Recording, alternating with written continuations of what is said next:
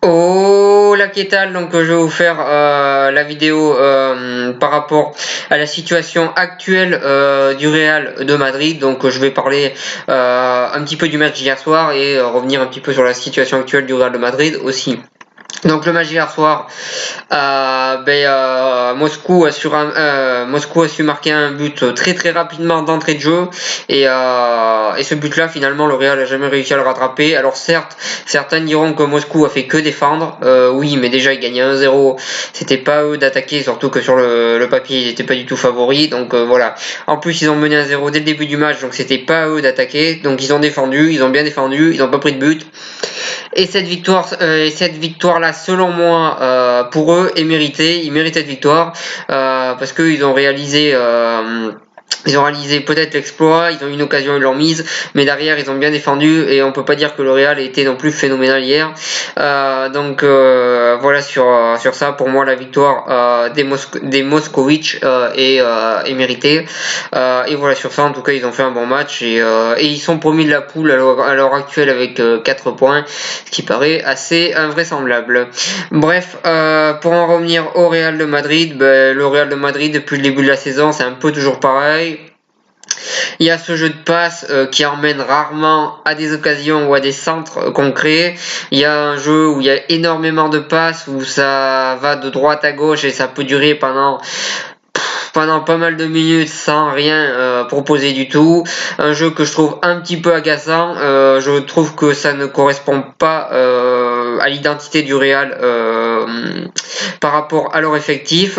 On parle beaucoup du départ de Ronaldo. Je pense qu'on pourrait aussi parler du départ de Zidane et surtout de l'arrivée de Lopetegui, parce que pour moi ce jeu-là, il emmènera nulle part. Donc s'il continue avec ce jeu-là, je pense pas que le Real aille loin.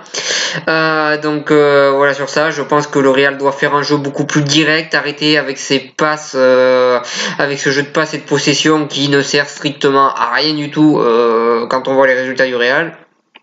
Donc voilà, moi je pense qu'il faut un jeu beaucoup plus direct, fait avec de la vitesse, avec plus de centres, parce que je trouve qu'il y a très peu de centres quand même si vous allez me dire il n'y a pas grand monde devant vu que Benzema il des zones.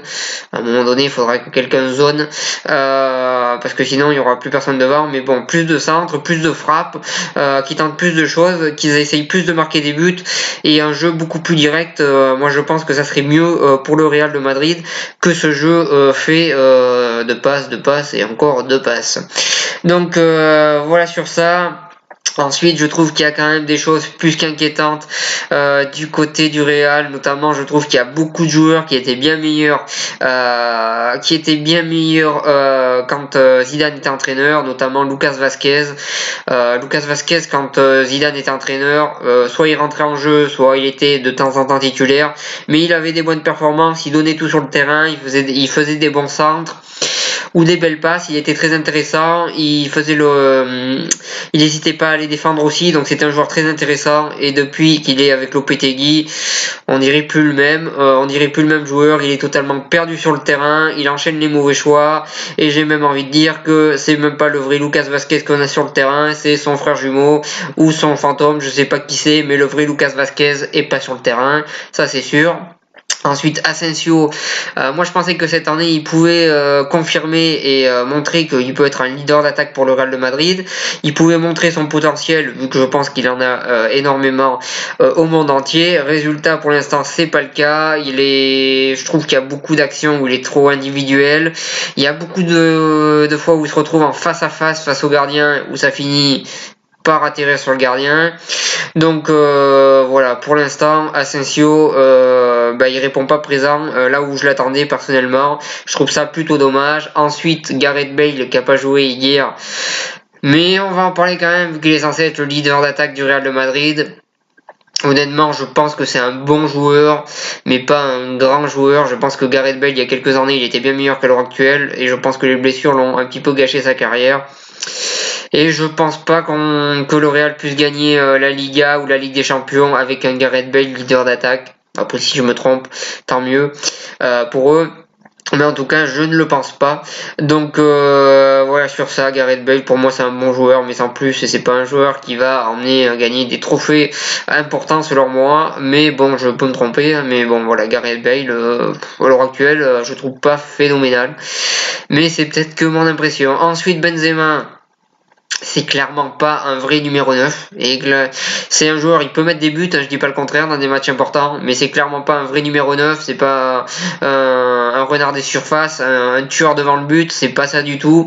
C'est plus un joueur qui aime dézonner, qui aime qui aime faire des passes, qui aime venir dans le cœur du jeu ou sur les côtés.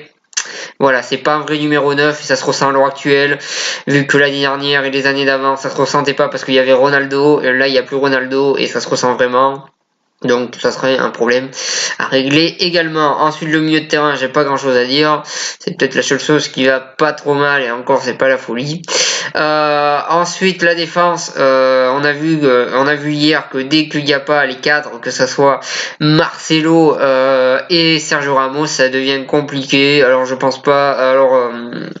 Je pense pas que Varane loupe complètement ses matchs. Je pense pas qu'il soit responsable. Je trouve que c'est plutôt les joueurs autour qui sont pas formidables. Varane, je trouve qu'il fait ses matchs. Donc voilà sur ça. En tout cas, la défense aussi c'est inquiétant.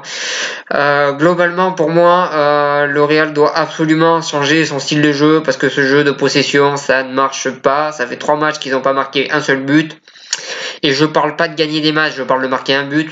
C'est voilà, 3 matchs sans marquer un but quand on est une grande équipe. Honnêtement, ça arrive pas souvent, ça arrive même rarement. Très très rarement. Par exemple, le Bayern qui n'a pas gagné depuis 3 matchs, ils ont marqué dans les 3 matchs, je crois. Oui, ils ont marqué dans les 3 matchs. Donc voilà, ils n'ont pas gagné depuis 3 matchs, mais au moins ils ont marqué. Là, on est dans un cas plus grave, vu qu'ils n'ont toujours pas marqué le moindre but en 3 matchs. Et en plus, ils ont subi 2 défaites, dont une très très lourde. Dont une très très lourde contre Séville. Ensuite, un bon 0-0, enfin un bon, entre guillemets, 0-0 contre l'Atlético de Madrid. Et là, ils perdent. Donc voilà. 0 but en 3 matchs, il y a vraiment un vrai problème offensif du côté du Real qui va devoir être réglé très rapidement.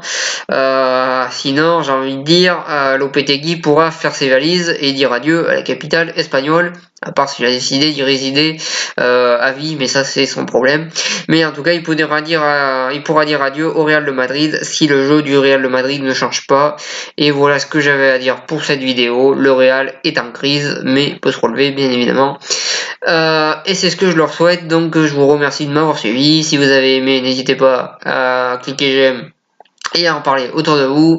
Moi je vous souhaite une bonne journée et une bonne continuation.